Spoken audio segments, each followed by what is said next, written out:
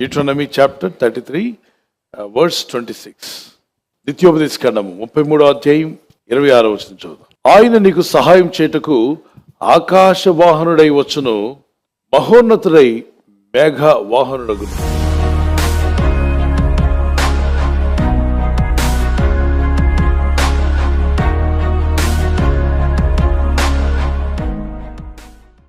దేవా, ఈ వాగ్దానం నా పట్ల నెరవేర్చమని ఎందుకు ఆశిస్తున్నారు? చేయిస్తాను ప్రభా. నీ సహాయము, నీవు నాకు సహాయం చేయడానికి ఎలా వస్తాన్నావు ప్రభా?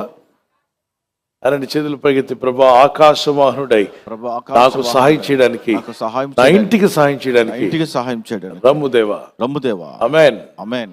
దేవుని సహాయం మీకు అంత వేగంగా వచ్చును గాక. ఆకాశంలో ఎగురుచున్నవన్నీ చాలా వేగంగా వెళ్తూ ఉంటాయి. మరి ఆకాశవాహనుడై ఆ మాట ఎందుకు వాడాడంటే, నీకు సహాయం అంత వేగంగా రాబోతుంది, నీకు సహాయం వచ్చునుగాక, మిరకల్ జరుగునుగాక. ఆకాశంలో ఎగిరే ఏ వాహనాలైనా, లేకపోతే ర్యాకెట్స్ కావచ్చు, ఫ్లైట్స్ కావచ్చు, భూమి మీద వెళ్తున్న కారులతో, భూమి మీద వెళ్ళే ట్రైన్లతో సమానంగా వెళ్తాయా? చాలా వేగంగా వెళ్తాయా? వేగంగా వెళ్తాయి. భూమి మీద వెళ్ళే వాహనాల కన్నా ఆకాశంలో వెళ్ళే వాహనాలు ఎలా ఉంటాయి? చాలా వేగంగా ఉంటాయి. వాటి వేగం ఎక్కువ. భూమి మీద మహా అయితే 200 అంటే చాలా వేగం, 300 అంటే ఇంక మరి అతి వేగం అనమాట. బుల్లెట్ ట్రైన్ అది కూడా చాలా కష్టం. 300 అన్ని చోట్ల అదే వేగంతో వెళ్ళలేవు. 300కి మించి భూమి మీద వెళ్తే మనుషులు ఇంటికి రారు, వాహనాలు రోడ్డు మీద కనబడవు. ఆ వేగం కన్నా మించకూడదు. కానీ ఆకాశంలో వెళ్ళే ఫ్లైట్ 600 కిలోమీటర్ స్పీడ్తో వెళ్తుంది పర్ అవర్. అవి వాటి యొక్క లెక్క కూడా వేరే ఉంటుంది. మరి ఇంకా ఈ యుద్ధ విమానాలు అయితే 2000 కిలోమీటర్ల స్పీడ్ వెళ్ళి కూడా ఉన్నాయంట. చెప్పండి, ఎన్ని వేలు? 2000 కిలోమీటర్ స్పీడ్ అంటే కన్ను మూసి కన్ను దేశంలోకి వెళ్ళిపోద్ది. అది ఎంత వేగంగా వెళ్తుందో. ర్యాకెట్తో పోలిస్తే ర్యాకెట్ ఇంకా అతి వేగంగా వెళ్తుంది. ఇలాగా వేగాన్ని చూస్తూ ఉంటే ఆకాశంలో ప్రయాణం చేసేవన్నీ వేగం ఎక్కువే, దూసుకుపోతాయి. మనం అనుకుంటాం విమానం ఇక్కడ ఉందని, మనకి ఇక్కడ కనిపిస్తుంది కదా, ఎన్నో దేశాలు దాటి వెళ్ళిపోతుంది. మన ఆకాశం నుండి చూస్తుంటే పాకిస్తాన్ దాటి వెళ్ళేది కూడా మనకి విమానం ఇక్కడ నుండి కనబడుతుంది. కానీ మనం ఇక్కడే ఉందనుకుంటాం, కానీ ఏం దాటి ఉంటుంది? పాకిస్తాన్ దాటేసి ఉంటుంది. ఆ డైరెక్షన్లో మనం చూస్తాం, ఎక్కడో చంద్రుడు అక్కడెక్కడో కనిపిస్తాడు. మన ఊర్లోనే ఉన్నాడు అనుకుంటాం చంద్రుడు. మన ఊర్లో ఉన్నాడా? మన ఊర్లో కాదు, గల్ఫ్ కంట్రీస్లో కాదు, అన్ని దేశాల్లో, గ్లోబ్ అంతట్లో ప్రకాశిస్తున్నాడు అనేక చోట్ల. అలాగే సూర్యుడు కూడా అక్కడెక్కడో ఉన్నాడు, ఎన్నో మైళ్ళ దూరంలో, కానీ మన దగ్గరికి వచ్చేస్తున్నాడు. అతి వేగంగా వచ్చేస్తుంది సూర్య వెలుగు. సూర్యుడు మన పక్కనే లేడండి. ఎంతో దూరంలో ఉన్నటువంటి సుదీర్ఘమైన ప్రాంతంలో ఉన్నటువంటి అంతరిక్షంలో, సుదీర్ఘమైన ప్రాంతంలో ఉన్న సూర్యుని వెలుగు ఉదయించగానే మన ఇళ్ల మీదకి వచ్చేసింది వెలుగు. అందుకే మెరుపు వేగం అంటారు, లైట్నింగ్ స్పీడ్ అంటారు. దేవదూతలట లైట్నింగ్ స్పీడ్ కన్నా వేగంగా వెళ్తాయట. దేవుడు కలుగు చేసిన దూతలు లైట్నింగ్ అంటే మెరుపు వేగం కన్నా అతి వేగంగా వెళ్తాయి. ఇక మనుషులు చేసిన ర్యాకెట్లు, ఫ్లైట్లే, యుద్ధ విమానాలు ఇంత స్పీడ్గా వెళ్తాయి. దేవుని వేగం ఇంకా ఎక్కువ తక్కువ చెప్పండి? ఇటీ చెప్పాలి. దేవుని వేగం చాలా వేగంగా ఉంటుంది. అందువల్లనే ఆయన ఆకాశవాహనుడై వస్తాయంట సాయం చేయడానికి. ఎలా వస్తాడు? ఆకాశవాహనుడై. భూమి మీద కారులో వస్తాను మీకు సాయం చేయడం కానీ అంటే ఎలా ఉండేది? నాకైతే ఇష్టం ఉండేది కాదు. ప్రభా, కారులో అయితే మనుషులు వస్తారు, మీరు కారులో సాయం చేయడానికి రావడం ఏంటి? నేను కారులో వస్తాను, బస్సులో వస్తాను, వాల్వో బస్సులో వచ్చి మీకు సాయం చేస్తాను, లేదా జీప్లో వచ్చి సాయం చేస్తానంటే ఎలా ఉండేది? పరమ అసహ్యంగా ఉండేది. కానీ ఇక్కడ దేవుడు ఏమనంటే, మీకు సహాయం చేయటకు నేను ఆకాశవాహనుడే వస్తాన్నాడు. ఎలా వస్తుందండి సహాయం? దేవుడు ఎక్కడో పై ఆకాశంలో ఉన్నాడు కదా, ఎంత త్వరగా నాకు సాయం చేయగలడంటే ఆయన వేగము మనుషులు ఊహించిన దానికన్నా గొప్పది. ఆయనకి మేఘములు వాహనం వలె ఉన్నాయని కీర్తన గ్రంథంలో రాయబడింది. ఆ వాహనాలు దేవుడు వాడేది మేఘాలట. మేఘవాహనుడే వస్తా అన్నాడు, ఆకాశవాహనుడే వస్తా అన్నాడు. ఆయన సన్నిధి నీ మీదకి బలముగా దిగి వచ్చునుగాక. అతి వేగముగా దేవుని సహాయం రాగలదంటే అవును. కొండల తట్టు నా కన్నులెచ్చున్నాను, నాకు సహాయం ఎక్కడి నుండి వచ్చును? యెహోవా వలన నాకు సహాయం కలుగు. శ్రమలో ఉన్నాను, కష్టంలో ఉన్నాను, బాధల్లో ఉన్నాను, ఏడుస్తూ కూర్చోవద్దు, నిరుత్సాహంతో కూర్చోవద్దు, దుఃఖంలో ఉండొద్దు. నేను ఒక గదిలో, ఒక షెల్లో నువ్వు కట్టుకుని అక్కడ ఏడుస్తూ కూర్చుంటే నీకు ఏ ఉపయోగం ఉండదు. బైబిల్ చెప్తుంది లోకానుసారమైన దుఃఖము మరణాన్ని తీసుకొస్తుందట. ఇల్లు లేదని ఏడుస్తూ ఉంటే ఇంకా బాధలు పెరిగిపోతాయి. పెళ్లిగాలని ఏడుస్తుంటే బాధలు ఎక్కువైపోతాయి. నాకు అది లేదు ఇది లేదని ఏడుస్తూ ఉంటే ఇంకా నీకు బాధ ఎక్కువైపోద్ది, కానీ బాధ తగ్గదు. ఈ లోక సంబంధమైన దుఃఖము మనిషికి మరణాన్ని తీసుకొస్తుంది. చూడండి, దైవ చిత్తానుసారమైన దుఃఖము రక్షణార్థమైన మారు మనసును కలుగు చేయను. ఈ మారు మనసు దుఃఖమును పుట్టించదు, అయితే లోక సంబంధమైన దుఃఖము మరణమును కలుగు చేయను. ఎంతోమంది దుఃఖముతో వాళ్ళ జీవితాలను పాడు చేసుకుంటారు. ఎక్కడో పాయకాశంలో ఉన్న దేవుడు నాకు ఎలా సాయం చేస్తాడు? నా ముందు సమస్య ఉంది, వెనక ఒక శత్రువులు వస్తున్నారు, నాకు దారి లేదన్నప్పుడు కరమలెత్తి ప్రార్థిస్తున్న మోషేని చూడగా మిగిలిన వాళ్ళకి ధైర్యం అనిపించింది. మోషే, అయ్యా నువ్వు ప్రార్థన చేస్తే ఏమవుద్దయ్యా? ఏమవుద్దో చూపిస్తాడు. అక్కడెక్కడ ఉన్న దేవుడు ఎలా సాయం చేస్తాడయ్యా? దేవునికి సమస్తము సాధ్యమే. ప్రార్థించాడు, కన్నీళ్లు కార్చాడు, మొరపెట్టుకున్నాడు, దేవుని సహాయం రానే వచ్చింది. మోషే, నీ చేతిలో ఏముందంటే, ప్రభా ఏం లేదు, నా దగ్గర ఏం లేవు, కర్ర ఒకటి ఉంది, అది చాలు, నువ్వు ముందుకెళ్ళు అన్నాడు. సాగిపో అన్నాడు. ఏమన్నాడండి? సాగిపో అన్నాడు. ఎర్ర సముద్రం, ఆ సముద్రాన్ని దేవుడు ఆయన నాసికరంధ్రముడు గాలి ఊదాడట, మన ఊదాడట.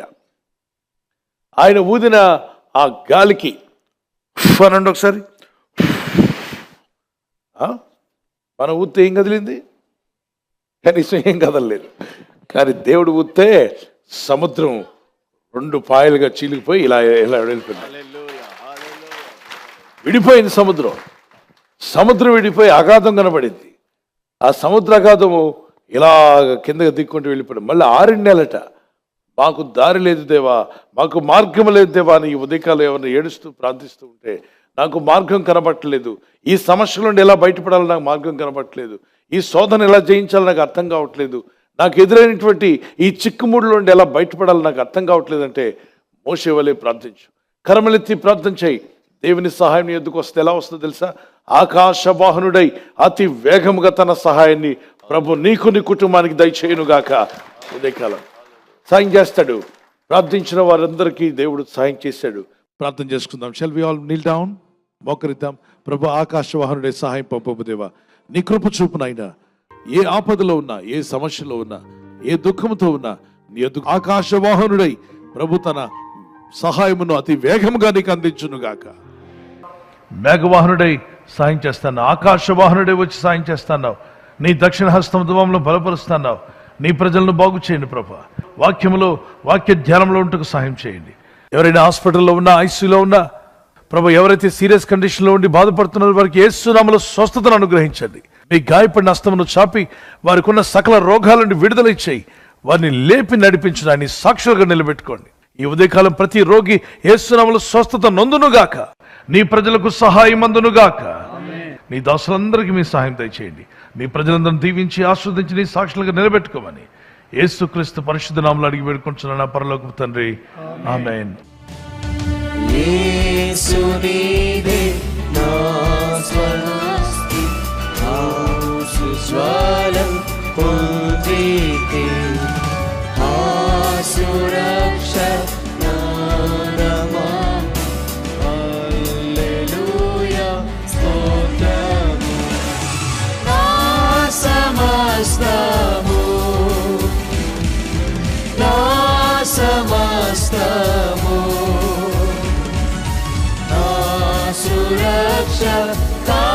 కానికేతు నా సమస్తము, నా సమస్తము, నా సమస్తము, నా సురక్ష కానికేతు నా సమస్తము. Surrender all, I surrender all to Thee, my blessed Savior, I surrender all. Birthday జరుపుకునే వారికి మరొక వాగ్దానము. Happy birthday to you, many more returns of the day. ప్రభు మిమ్మల్ని దీవించి బలపరచును గాక. నువ్వు పైవాడుగా ఉండవు కానీ క్రిందవాడుగా ఉండవు. You will always be at the top. Never at the bottom. దేవుడు నేను ఎప్పుడు పైవానిగా ఉంచాలని కోరుచున్నాడు, not the bottom but on the top. May God bless you with this promise. అయితే మీరు ఆజ్ఞలు గైకొన్నప్పుడు అవి జరుగుతాయి. ప్రార్థించండి, వాక్యానికి లోబడండి, బైబిల్ చదవండి. చిన్నారులు పెద్దలు అన్ని వయసుల వారికి happy birthday to you, many more returns of the day.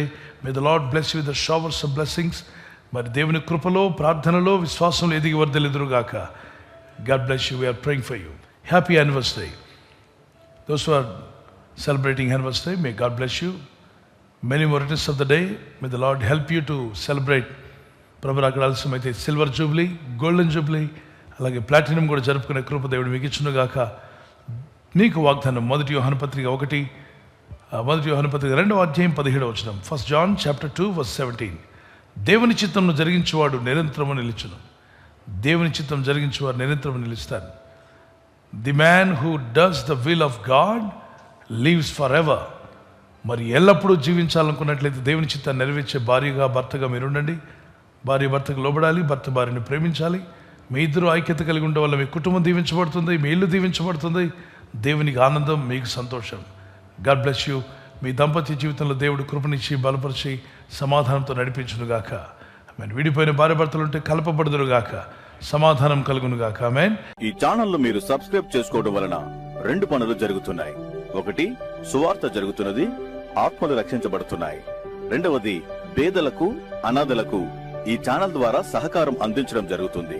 మనం సబ్స్క్రైబ్ చేసుకోవడం వలన అందరికీ సహాయం చేసిన వారమవుతున్నాం. ఖచ్చితంగా ఈ యూట్యూబ్ ఛానల్ ను సబ్స్క్రైబ్ చేసుకొని బెల్ బటన్ ను క్లిక్ చేయండి. మీకు వెంటనే మెసేజెస్ పంపబడతాయి.